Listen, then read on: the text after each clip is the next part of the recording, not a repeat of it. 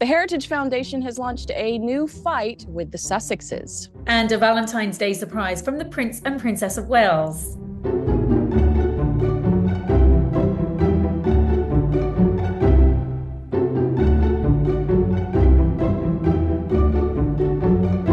Hello and welcome to Heirs and Spares, the show where we bring you insight and opinion into the lives of two other famous royal couples on either side of the Atlantic. I'm Kinsey Schofield, and I'll be bringing you updates on the Duke and Duchess of Sussex right here in California. And I'm Nicholl, and I'll be bringing you the latest on the Prince and Princess of Wales from over here in the UK, where, Kinsey, we're going to kick off this afternoon by talking about William and the fact that he was a no-show at the BAFTA Awards. I mean, he did pre-record a message. Of course, he's president of BAFTA. It was the 20th anniversary of the Rising Star Award. William gave a very nice address to BAFTA. But of course, his absence was quite notable. He was last there in 2024 when he made a solo appearance on the red carpet, because of course, if you're thinking back to this time last year, Catherine had just gone in for her surgery, her planned abdominal surgery. And of course, they were probably in that period of waiting for those tests post-surgery, possibly didn't realize at this moment that actually she had cancer, but she'd clearly been in for a major surgery. She was in for a 2-week recovery period at the hospital. And so, for William to be on the red carpet, I think was a big thing for him to attend the BAFTAs. And I think there was a lot of expectation that we might see both of them on the red carpet at this year's ceremony. But of course, they were not there. According to the Mail on Sunday, they've taken this opportunity. It's half term over here in the UK. So all of the schools are off, and they've taken this opportunity to whiz off to Mustique for a week. And I think ordinarily, I think this story might have caused a bit of kickback for the Waleses. I think people might have felt that as president of BAFTA, that's a big deal. We would expect to see William. These are annual awards, and of course his presence and when Kate's appeared in the past have always generated so much press and publicity for BAFTA that, of course, as a charity and an organisation, they're deeply grateful to the Waleses for their patronage, and they do light up the red carpet in a way that none of the film stars actually can do. But I think this year, given what a horrendous year it's been for William and Catherine, I don't think anyone really has too much of a problem with them not being there, and I think probably understands that what they need most of all is a bit of family time, a bit of sunshine. And of course, Mustique is a very special place to them, and somewhere where they can get away, they're never photographed, and they can enjoy some special family time. I'm curious to know, Kinsey, what's the mood like over in LA, where obviously BAFTAs is still, you're leading up to, or you're going to be in the midst of award season very soon. What's the feeling like that he wasn't there? Has it bothered people, or are they pretty sympathetic to the fact that he's used this as a chance to take a quick vacation?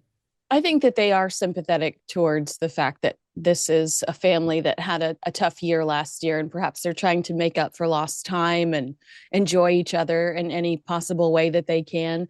It does feel, and I'm not insulting anyone in any way, shape, or form, but when we hear that the Princess of Wales is going to be cautious, that maybe that's the word gradual was used. There's gradual return to work. It does feel like a red carpet might not be a priority if she is tiptoeing into getting back to work because she wants to keep up with her health, mental strength and physical strength after such a horrific cancer scare. So I don't know if anyone expected specifically Catherine to be there.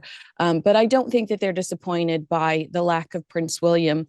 I do think that people would be surprised to know how much Catherine and William love entertainment. I think that they do enjoy sitting down to a good movie and a good TV show. So it makes a lot of sense to me that this is one of Prince William's causes that he does sincerely care about. It's just they wanted to spend some time with their family, and who can blame them after last year? I think you're absolutely right. And I think you raise a really important point about the whole red carpet scenario. And when I'm thinking, as you're talking about, I'm thinking of the Princess of Wales at the Bond premiere when she was in that fabulous Jenny Packham gold cape dress. the times that she has walked the red carpet for film premieres and indeed for BAFTA. And, she just knocks everyone else off the front pages. And of course, for BAFTA, that is a priceless moment. But I think the point you make is an important one, because it's not like we haven't seen her back at work in recent weeks. And while the palace has billed it as a gradual return to work, actually, it's felt like a pretty significant return to work. I've certainly been filing lots of stories about her going to the National Portrait Gallery and taking a minibus with a load of school children to go and take them on a trip during Children's Mental Health Awareness Week. She was visiting a prison up in Cheshire last week to learn more about mother-baby units and how better as a society we can support incarcerated mothers or mothers with children or mothers who are about to become mothers in the prison system. Quite I would say quite gritty work, very important work. And obviously it all ties in very much with Kate's early years campaign. And so I think she's been very, very busy. And we've also had that story. I know there was a bit of a U-turn with the palace, but that story about how she wants the focus to be on her work and not her wardrobe, even though Kensington Palace are now saying we will be told details about her wardrobe as and when it's significant, which is, I think, the way it should be. But the point is, she left this time last year when she was about to embark on a number of really important projects. And I think there's a sense about her that she really wants to pick up where she left off. And if we're going to see her, I don't necessarily know if she wants it to be about the red carpet and the glamour and the dresses. I think she wants it to be about her important work. And of course, remember, it's William who's patron of BAFTA, not Catherine. And I wonder if they were both in the country, whether she would have attended. I think it's pretty unlikely. So I'm pleased the reception is one that generally people are behind them. They haven't had a holiday together for a very long time. And this is, as you say, going to be very, very important family time. But the other lovely thing that happened at the end of last week, of course, it was Valentine's Day on Friday. And this was something that we haven't seen before, was Kensington Palace acknowledging that and releasing a lovely photograph of William and Catherine. It was a still taken from that beautiful video that was shot in September to announce that the princess had come to the end of her course of preventative chemotherapy. And actually, Kinsey, I have to say, the still was one of my favourite moments. It was them sitting, I think they were sitting on a tree trunk and, looking at each other, and as William sort of leaning back and giving Kate a kiss. And it was just a lovely, natural, candid moment and a beautiful shot that they decided to release for Valentine's Day. And I thought how times have changed really quite a lot recently in that the prince and princess are really letting us into their lives. They're really showing us a much more intimate and private side of their lives. And I think when you consider love, and of course Valentine's Day is all about love, that's a word that's come up a lot in their narrative. It's something that Kate has spoken about a lot, the importance of love and being loved, how it's love that's got her through. Love and empathy. If you were to ask me what two words are really synonymous with her on that whole cancer journey, it's love and empathy. And I think that really came across in that Valentine's picture. I don't think it was anything sort of too overly, what's the word I'm looking for? I don't think it was too much. Yeah. I think it was just perfect. And I think it was a lovely nod to Valentine's Day. And I think people always enjoy seeing these two as a couple. Okay, two questions. A, if you were a courtier 20 years ago, what would your reaction have been to the suggestion of a prince kissing the Princess of Wales? What would be your reaction to this public display of affection? Because I feel like 20 years ago, this would not have happened. And I don't know why. And B, did you see Catherine's earlier sketches with the children? And did you think one of those sketches looked remarkably like Cher?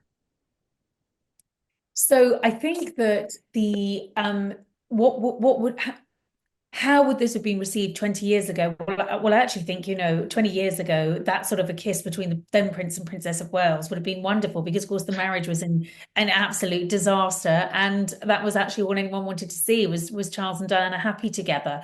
I think, it's lovely to see this couple so clearly in love. I think it's very obvious that going through this journey has changed Catherine and William's perspective. And I just think we're seeing a far more a far more open couple who are willing to share a lot more. And of course, Kinsey, they know how important social media is. When you consider that demographic, which tends to be very young people, those are their future subjects, and therefore it's very important that the Prince and Princess of Wales engage with them. They know how powerful a medium it is, and I'm not sure they're always so comfortable with it, but I think on this occasion it probably came from them, and I think they have been very grateful to the public for all the support that they've got, quite overwhelmed by many of the messages of love and support that they've both received in this past year. And I think when there's an opportunity to sort of give something back, they're quite keen to do it.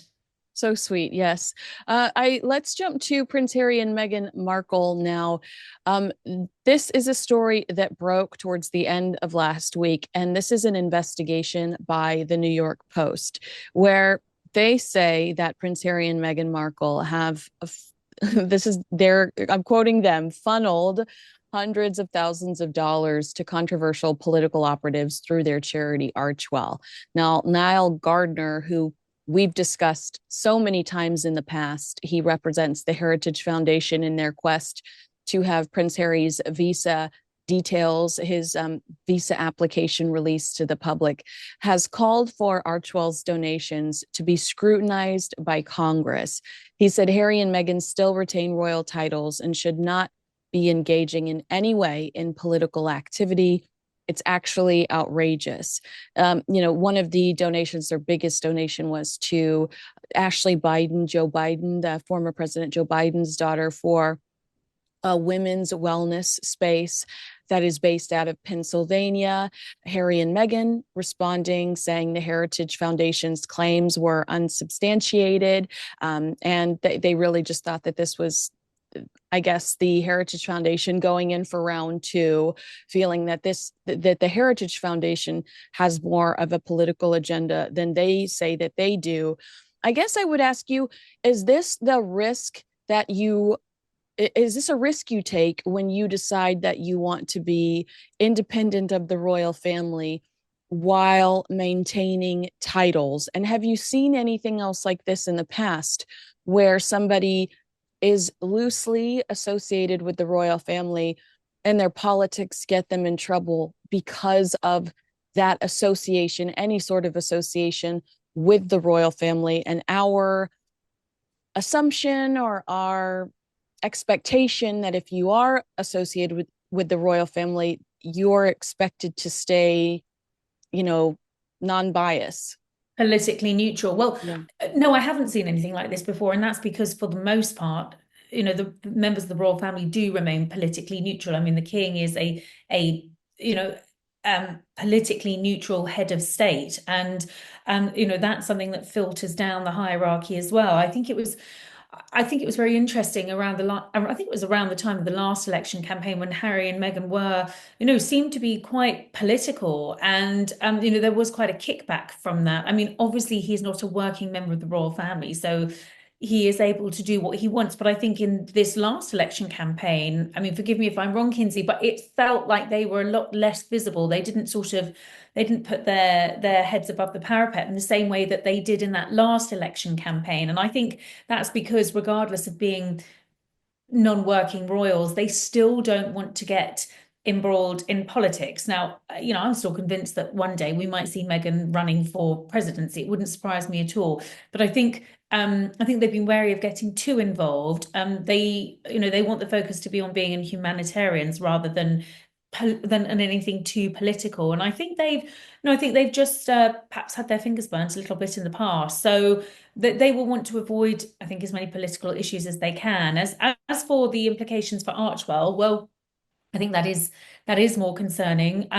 This case with the Heritage Foundation doesn't seem to be going away. I mean, last week we were being told, well, I mean, Donald Trump himself said that he wasn't going to go after Prince Harry because, frankly, he's got more important things to do. And of course, he made that pretty derogatory comment, didn't he, about, he's got enough on his hands with that terrible woman.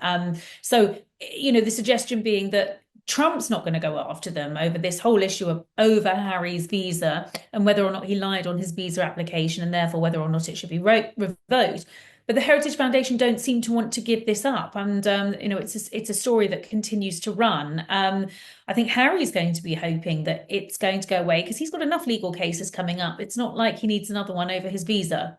Yes, and I also saw over the weekend that someone connected to the Trump administration told the Daily Mail that if Harry did lie, they would consider prosecuting him over. So it's like another flip-flop, another somebody says one thing and then we hear another. So I agree with you that this story is very far away from being over.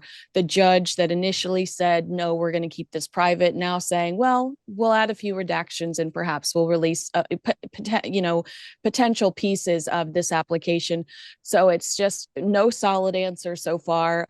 I'm getting whiplash from the back and forth, and it is a bit exhausting. Do you think that, having seen that this has now become an issue, that there might be a change in direction for Archewell, where they might distribute money in another direction so that they can honestly say, well, look, we're not just funneling cash to Democratic causes? Well, I think that has to happen because I think when you recall back to the period of time when they left the country, they left Britain and they went over to America to set up, it was all very much about setting up a philanthropic organization. We were told that's what Archewell was going to be all about. And Kinsey, I think so much the criticism that's been leveled about them is that there has been too much about their commercial interests and making money and not enough about the charity work, which, as we've seen with Harry just recently in Canada for the Invictus Games, he does so well. So if Archewell's now getting wrapped up in politics, I think that could be a really big misstep for them and potentially quite troublesome for them down the line. Really quickly before I let you go, I'd like to ask you about this new report from the Mail also, that there have been edits made to With Love, Meghan. And first of all, I think a lot of us were expecting more of a cooking show. We're finding out now that it's really, lifestyle, entertaining, hosting. Here's how to elevate your events. Here's how to elevate your friendships.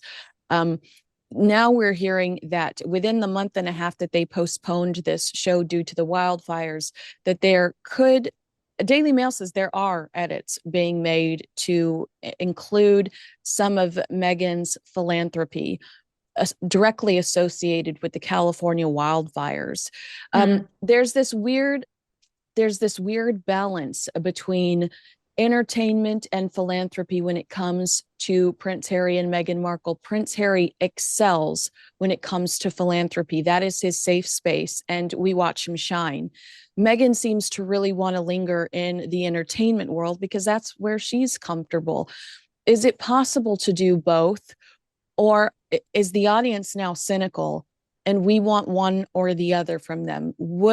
If this report is true and she has listened to the negative feedback that they received from the Netflix trailer and from some of the commentators and critics out there, and they made some changes because a lot of the tone, or a lot of the conversation was out of touch, to be sitting in a mansion in Montecito that doesn't belong to you with friends, freezing ice, beautiful ice cubes, whatever.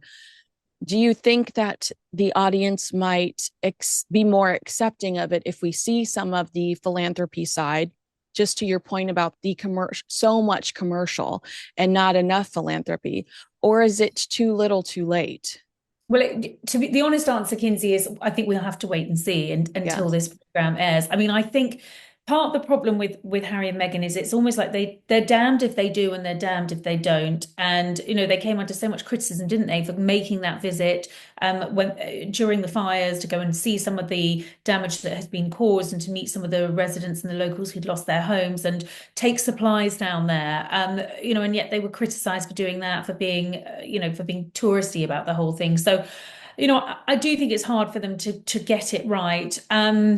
There's always that worry, isn't there, when you do that last minute edit, it's going to look like a bit of an afterthought.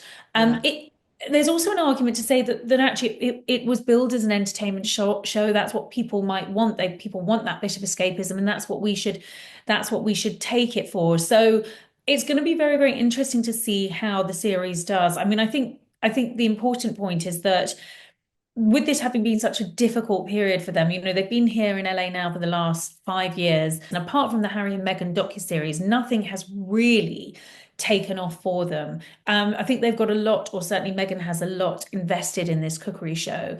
A lot is riding on it. It really has to do well because I think if it doesn't, one success in Harry and Meghan for Netflix isn't going to be enough to keep Harry and Meghan on their payroll. So she's going to be hoping it's going to be well received. I suppose last minute edits, I don't think we should read too much into that, but it is going to be very interesting to see how the show is received and whether Meghan can really turn things around and show people that she can do something great. She can send herself up. We were told it's not just all going to be about cooking. There's a lot of fun and a lot of her in that.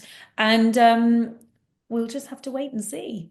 Well, we will be on top of it. 2 weeks. The countdown is on, and we'll be watching. Agree with us, disagree with us. Let us know in the comments below. Make sure you like, subscribe, and share this video with a friend. It was so much fun to catch up with you. I am jealous that the Prince and Princess of Wales are on vacation right now, though. I wish I was there too. I know. Well, me too. I think we all need a bit of sunshine. I know you've just been over here in the UK, so you can vouch for the fact that it is absolutely freezing over here. We all just need a ray of sunshine. But I think good for them for being out there, good for them for having this family time together. And I just think it's been so wonderful to see the princess back at work, doing what she loves and looking so healthy as well. So much, so very much. I agree with you. All right, we'll see you again soon. Thanks, everyone.